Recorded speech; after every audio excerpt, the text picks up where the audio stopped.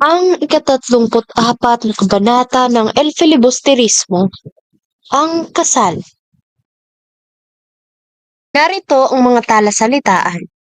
Lampara, isang sisidlan o lalagyan na nagbibigay ng liwanag. Karwahe, sasakyang hila-hila ng kabayo. Bitbit, daladala. Kutsero, driver ng karwahe. Orkestra, tawag sa banda na tumutugtog. Nasa daan na si Basilio, 7:00 pa lamang ng gabi. Niwala siyang matuluyan at ang lamparang iyon ay patuloy na gumugulo sa kanyang isipan. Sa mga sandaling iyon ay mayroong dumaan sa harap niyang sunod-sunod na karwahe. Sa isang karwahe na aninag niya ang bagong kasal. Naiisip niya ang kanyang kaibigan na si Isagani at naawa siya rito. Nang makalipas na ang ilang oras, si Basilio ay naiinip sa makupad na daloy ng oras. Nakita ni Basilio si Simon na lumakad palabas ng bahay na bitbit ang isang lampara.